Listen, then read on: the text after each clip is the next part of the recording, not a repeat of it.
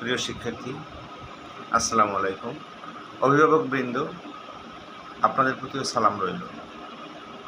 শিক্ষার্থীরা, তোমরা একটা জিনিস ভেবে দেখেছো? তোমরা যারা শিক্ষার্থী, এই পৃথিবীটা তোমাদের একটা বিশাল বিশ্ববিদ্যালয়। এই পৃথিবীটা তোমাদের জন্য। এই পৃথিবীতে আমরা যারা চাকরি বাকরি করি বা কোনো কাজে জড়িয়ে গেছি, আমাদের পৃথিবী কিন্তু সেই কাজটুকু, সেই জায়গাটুকু আমাদের পৃথিবী। আর তোমরা যারা এখন শিক্ষার্থী, লেখাপড়া শিখছো, বিশ্ববিদ্যালয়ে পড়ছো, কলেজে পড়ছো, স্কুলে পড়ছো, তোমাদের জন্য সমস্ত বিশ্ব তোমাদের জন্য বিদ্যালয়, এবং তোমাদের বিচরণ ক্ষেত্র সমস্ত পৃথিবী জুড়ে। তুমি যদি ইচ্ছা করো যে তুমি এই পৃথিবী শাসন করবে, তুমি করতে পারবে।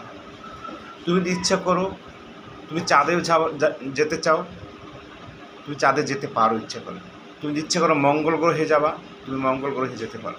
কিন্তু আমরা যারা চাকরি করি, আমরা যারা নিজেদের কর্মে জড়িয়ে গেছি, আমাদের পৃথিবী ছোট, একেবারে ছোট হয়ে গেছে।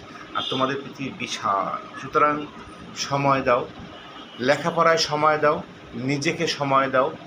যতটুকু তুমি সময় দেবে, মনে করবে সময় তোমার জীবনের ইনভেস্ট করা হলো। সবচেয়ে মূল্যবান ইনভেস্ট কি জানো? নিজেকে সময় দেওয়া।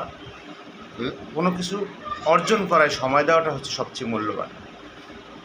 আর গার্ডিয়ানদেরকে বলি, একটি গাছকে যেমন লাগালে সেই গাছটির পিছনে আপনাকে শ্রম দিতে হয়, সেই গাছটির পিছনে আপনাকে কথা বলতে হয়, গাছটির পিছনে আপনাকে ইনভেস্ট করতে হয়, যাতে কোনো প্রাণী তার ক্ষতিগ্রস্ত না করতে পারে।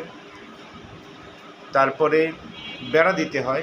ঠিক আপনার সন্তানটি সেই রকমের, তাকে বেড়া দিতে হবে, তাকে যত্ন করতে হবে, তবেই কেবল আপনি সেই সন্তান থেকে বা সেই সন্তানের ভবিষ্যৎটি উজ্জ্বল করতে পারবেন।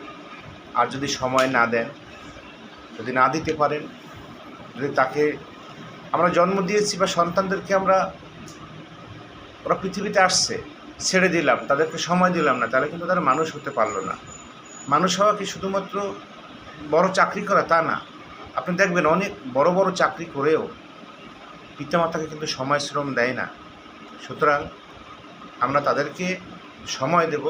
আমার যতটুকু সময় আছে সেখান থেকে আমার সময় দেওয়ার মানসিকতা থাকলেই আপনি দিতে পারবেন, অন্যথায় পারবেন না। আপনি চাকরি করেন, কিন্তু তাকে সময় দেওয়ার মানসিকতা আপনার থাকলে আপনি সময় দিতে পারবেন। সময় দিতে পারতেছেন না, কিন্তু আপনার মেন্টালিটি আছে, সেটা কিন্তু আল্লাহ পাক দেখেন, বা ও সন্তানও সেটা উপলব্ধি করবে। আর শিক্ষার্থীদেরকেও বলি, অভিভাবকদের সবাইকে বলি, আমাদের উচিত যার যতটুকু সম্বল সর্বোচ্চ চেষ্টাটা করা, তাইলেই কেবল আমরা সফলকাম হতে পারবো ইনশাআল্লাহ।